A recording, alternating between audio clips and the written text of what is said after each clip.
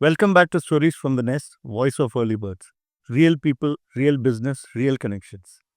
Today we have a young man with serious grit, Ajmal. He came to Dubai, put in hard years, understood the market, understood people, and built ENotion from absolutely nothing. No capital, no investors, just discipline, consistency, one employee, his wife, and an insane eye for details. He's positive, dependable, always learning, and one of the rare people who can take an idea, turn it into a plan, and deliver it like a flawless event. Birthdays, proposals, weddings, corporate shows. He treats every single one like it's his own. Ladies and gentlemen, the man who can turn any celebration into an emotion and any morning into guilt, the founder of ENotion, Ajmal. Welcome to your show, Ajmal. Thank you, Dr. Sijo. It's been an honor. You actually beautifully summed up the entire 10-year journey. When you first stepped into Dubai's event scene, did it feel manageable or did reality hit you fast? And looking back, which early challenges made you realize, all right, this is a completely different battlefield? Well, reality hits fast and hard. On the outside, Dubai looks like a luxury haven. Beautiful venues, amazing photos. But behind every event is pure hustle. Vendors cancel, clients change their mind last minute, and every day it's problem solving and patience while having a calm face. In a market as cutthroat as Dubai, where top quality event companies pop up every month, what gives ENotion its edge? I think the ENotion edge is being dependable. I always tell my clients, right, we are not the cheapest in the market, but we make sure that we bring your event into reality and there is no going back. We always find a way problem solving it. Tell me, Ajmal, with AI now generating event ideas in seconds, how has your approach evolved to stay ahead as creativity and technology collide? AI has made ideation easy, but execution still needs the human touch. I still use AI for proposals, making floor plans, and even sending out quotes as soon as possible. But what makes us different is we make sure that the human touch is never lost because at the event, it's what you see and feel, not just the mood boards and the Pinterest pictures that we share with you. We use AI like an employee of ours and we're not scared of it. We make sure that the collaboration is smooth, seamless. So you bring in the emotion. Yes. Now let's talk about the Afshin factor. The two of you running events and legendary cakes side by side. For 3 years, she's been sending Christmas cake to my clients, and now they call me to remind that Christmas is near. Like, I don't know. How does this partnership work so smoothly at home and at work? So we make sure there's a clear segregation between work and our personal time. And Afshin honestly has made me dream more.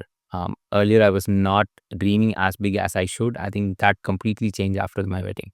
So, and seeing her work put in a lot of effort into every small cupcake to the largest cake that she's ever done, I also feel that every event I need to put in the same amount of effort.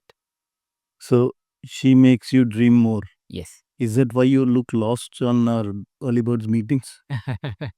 I think I've bit a dream much more than I've ever done. So I'm always on the hunt for it. Okay, learning seems to play a big role in your life. Books, mentors, constant growth. From all the people and ideas you follow, which lessons have shaped the way you run ENotion and the way you live? There have been a few mentors. To name a few, it's Ghassan Naufel, Munir Samnani, even Dr. Sijo Mathews. I don't know if you remember it. When we did a one-to-one, you were the one who actually pushed me to start ENotion. The value that you told me is if you believe in your product, the market will slowly start believing in you. And I think that's the value I've kept through over the years. About that legendary 30-day no rice challenge, you remember that, right? Yeah. The challenge ends and the first call you make is, bro, biryani time, come past. How is that kind of discipline maintained when celebrations are happening all around you? And how can that mindset guide youngsters entering this industry or entering Dubai? I think workout has been my anchor. As event planners, we go through a lot of chaos. There's a lot of uncertainty, but that 1 hour that I spend in my day is just for myself to bring back my calmness and make sure that I look calm for others. Because as an event planner, our job is not to just execute ideas. We have to absorb the client's pressure and make sure they enjoy their own event like guests. If my client is planning their event, then there's no point of me being an event planner out there. And if I have to advise someone, I think invest in your personal development, irrespective of where you are in life. Even if you're just starting out, invest. Even if you're investing 100 dirham on a book and you take out 3 key takeaways and execute it, I think that will take you a long way. All the books I've read, I've at least taken out one lesson that I somehow execute. Very interesting. Yeah. Doesn't matter if the results are not immediate, it will come. Yeah. Back to events planning. I've always wondered those will you marry me productions you create. Fireworks, magic, cinematic moments, they are no joke. But has it ever crossed your mind? What if the bride says no? Luckily, I've never faced that issue. I hope it never does. But I still get taunts from my wife because she's like, "You never did this for me." And I was like, "But you said yes already. Why waste that on another event?" So, what if the guy, the bride says no and the guy gets so heartbroken that he decides not to pay? What backup plan do you have? So we have a strict 100% upfront policy on personal events, Yeah. because with personal events, there's a lot of emotions. Even if one person from the family is unhappy, then we are stuck with the payment. So when it comes to personal events, we make sure we get the payment first, and we also ensure we go out of our way to execute it as much as they want. But it's a sad ending, right? If that happens. Well, they could also do a sad event. We can bring in what is necessary. Either way, you win. Yes. 3 years in BNI. Everyone gets something out of BNI beyond business and relationships. There's always a personal value, even if people don't realize it at first. Look at me. I went from an introvert to a guy nobody can keep quiet anymore. And the nice early birds still endure me. How about you? What shift has BNI created in you personally? First of all, disclaimer, he just lies all the time saying he's an introvert. He's not. BNI actually taught me how to articulate my work, not just execute projects, but communicate what I do clearly.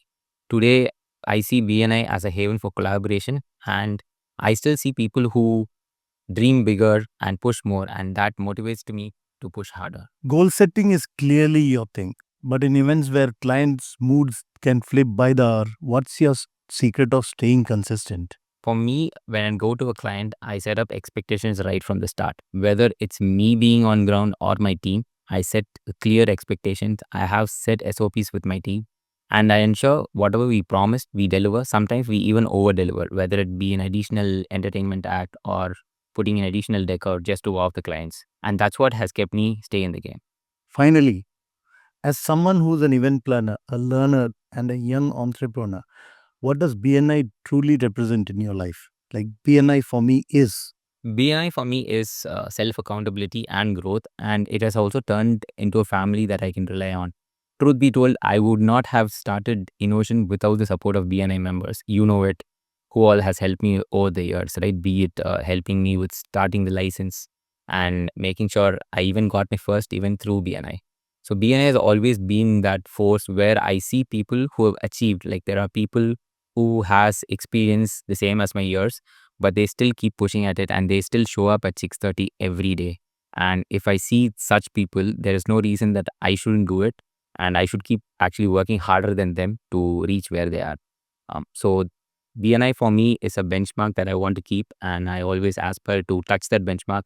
But this being a very competitive space, these guys also keep pushing the line, and it's a good thing. I keep pushing my boundaries too.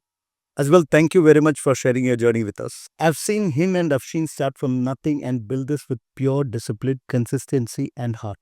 And watching that growth firsthand has been incredible. His story is proof that you don't need capital to begin, just the courage to start and the commitment to keep going. If the events don't motivate people, then his lifestyle definitely will. And to everyone watching, trust me, this is only the beginning. The best chapters of ENotions are still ahead. This is Dr. Sijo Mathews signing off with Ajmal.